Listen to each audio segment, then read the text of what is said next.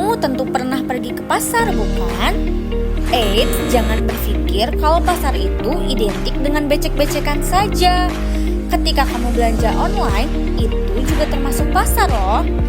Kamu lihat, di pasar ini ada penjual, pembeli, dan barang-barang yang diperjualbelikan. Iya, pasar itu adalah tempat bertemunya calon penjual dan pembeli, baik secara langsung maupun tidak langsung, untuk melakukan transaksi jual beli barang ataupun jasa. Kali ini kita akan bahas lebih dalam tentang pasar monopoli. Nah, monopoli itu artinya apa sih?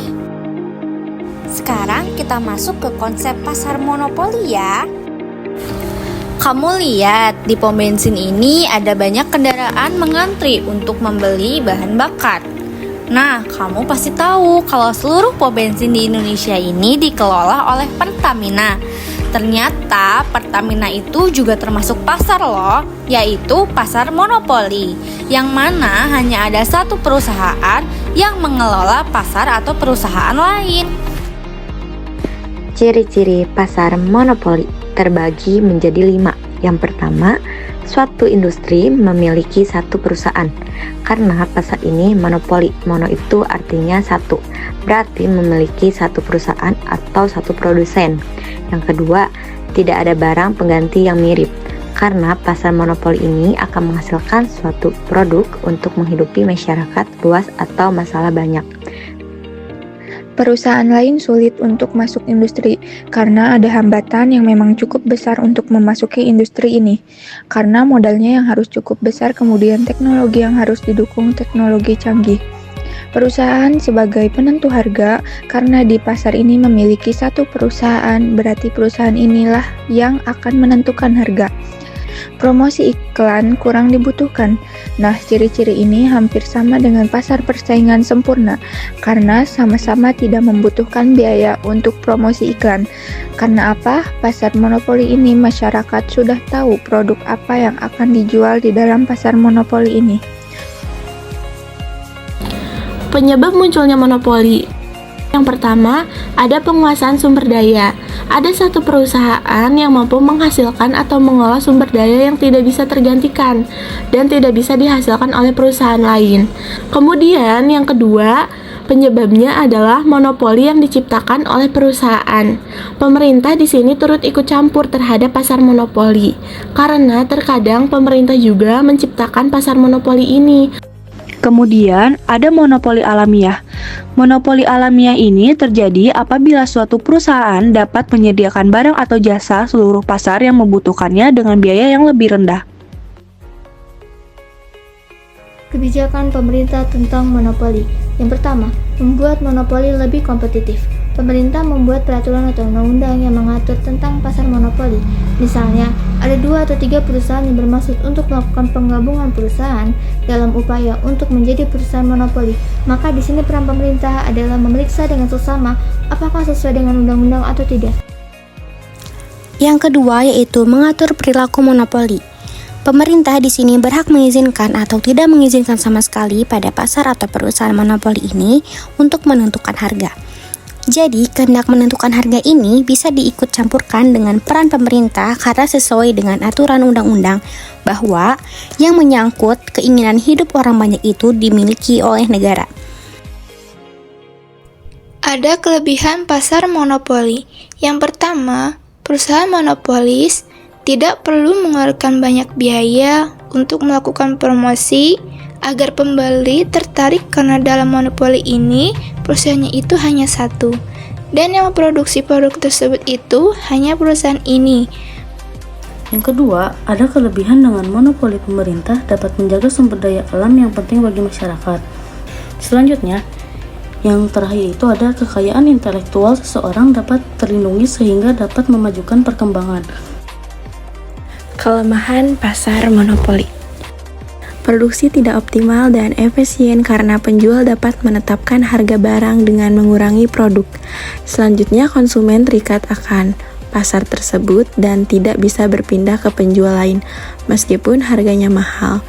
Dan kelemahan yang ketiga, ada keuntungan terbesar di produsen karena konsumen tidak memiliki pilihan selain dari produsen tersebut untuk memenuhi kebutuhannya.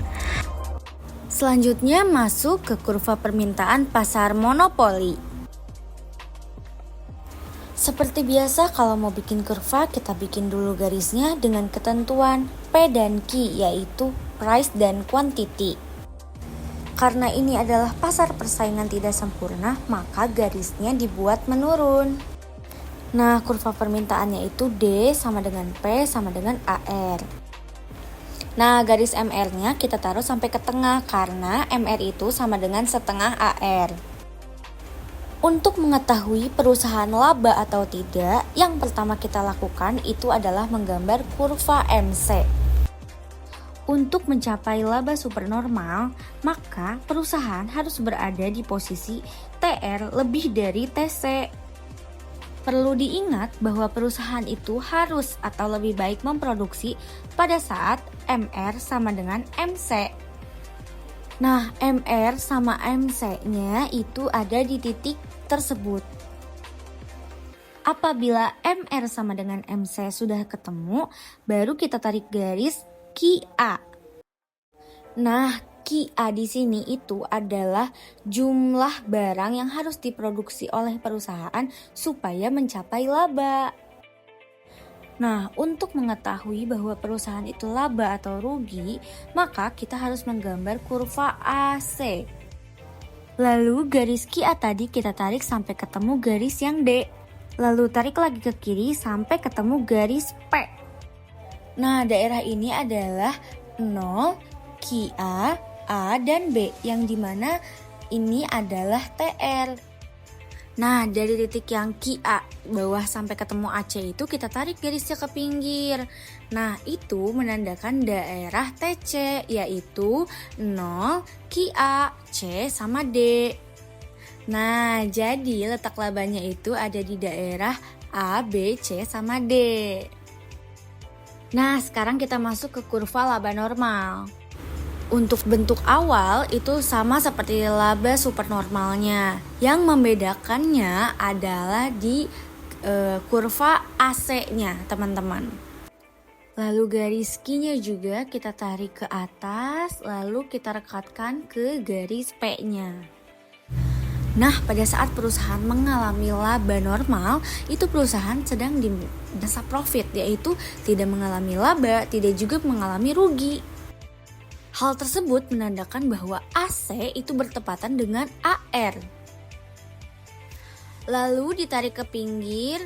Nah, daerah ini menandakan bahwa TR sama dengan TC, yang dimana perusahaan itu tidak mengalami laba, tidak juga mengalami rugi. Nah, selanjutnya ketika perusahaan mengalami rugi, di mana bentuknya adalah TR lebih kecil daripada TC. Lalu untuk bentuk awalnya kita samakan seperti sebelum-sebelumnya, dimulai dari garis D, MR, terus MC, dan juga garis QA, teman-teman.